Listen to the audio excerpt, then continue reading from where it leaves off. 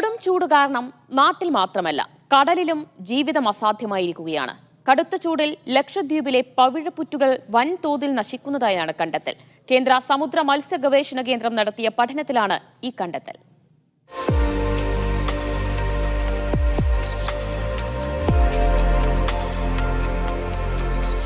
അന്തരീക്ഷത്തിലെ അമിതമായ ചൂടും സമുദ്രപ്രവാഹത്തിലുണ്ടായ മാറ്റവുമാണ് കടലിലെ ഉഷ്ണതരംഗത്തിന് കാരണം.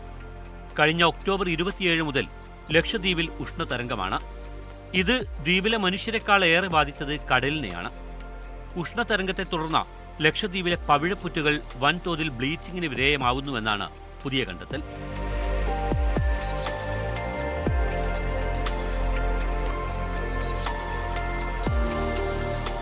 കോറൽ ബ്ലീച്ചിങ് എന്ന് പറയുന്നത് വളരെ സീരിയസ് ആയിട്ട് വേൾഡ് വൈഡ് നടന്നുകൊണ്ടിരിക്കുന്ന ഒരു ഫെനോമിനയാണ്. അത് ഉണ്ടാവുന്നത് എങ്ങനെയാണെന്ന് വെച്ചാൽ, ഈ കോറലിൻ്റെ കൂടെ മൈക്രോ ആൽഗി ഉണ്ട് ടിഷ്യൂസിൽ താമസിക്കുന്നത്. അതിൻ്റെ പേര് സൂക്സാന്തലിയാണ്. ആ സൂക്സാന്തലി സ്ട്രെസ്ഡ് കാരണം, അതായത് ടെമ്പറേച്ചർ കൂടുമ്പോൾ, മറീൻ പൊല്യൂഷൻ ഉണ്ടാവുമ്പോഴും, ഓഷൻ ആസിഡിഫിക്കേഷൻ ഉണ്ടാവുമ്പോഴും, അതായത് ഓഷൻ്റെ കെമിസ്ട്രി മാറുമ്പോൾ ഇത് എക്സ്പെൽ ചെയ്ത് പോകുന്ന ഒരു പ്രോസസ്സിനാണ് കോറൽ ബ്ലീച്ചിങ് എന്ന് പറയുന്നത്. സമുദ്ര താപനില അസാധാരണമാം വിധം ഉയർന്നത് മത്സ്യസമ്പത്തിനും കടലിലെ ആവാസ വ്യവസ്ഥയ്ക്കും ഭീഷണിയാണ്. പവിഴപ്പുറ്റുകളുടെ നാശം ലക്ഷദ്വീപിന്റെ നിലനിൽപ്പിനെ തന്നെ അപകടത്തിലാക്കും.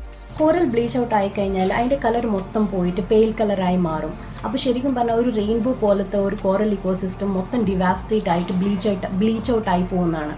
അതിൻ്റെ കൂടെ തന്നെ ലോസ് ആവുന്നത് ഒരുപാട് മറീൻ ലൈഫും ആ കോസ്റ്റൽ കമ്മ്യൂണിറ്റീസിൽ താമസിക്കുന്ന ആൾക്കാരുടെ ലൈവ്ലിഹുഡുമാണ്. ബിക്കോസ് ഈ രണ്ടും, മറീൻ ലൈഫും കോസ്റ്റൽ കമ്മ്യൂണിറ്റീസും കോറലിനെ ഡിപ്പെൻഡ് ചെയ്യുന്നുണ്ട് for protection and for resource. കടലിലെ താപസമ്മർദ്ദ മാപിനിയായ ഡിഗ്രി ഹീറ്റിംഗ് വീക്ക് അനുസരിച്ച് 4 ഡിഗ്രിക്ക് മുകളിലാണ് ലക്ഷദ്വീപിലെ കടൽ താപനില. താപസമ്മർദ്ദം 4 ആഴ്ച തുടർച്ചയായി 1 ഡിഗ്രി സെൽഷ്യസിന് മുകളിൽ വന്നാൽ പവിഴപ്പുറ്റുകൾ നശിക്കും. ഇതുകൂടി പരിഗണിക്കുമ്പോൾ CMFRAയുടെ പഠനം അതീവ ഗൗരവമുള്ള മുന്നറിയിപ്പാണ്. News desk, media 1.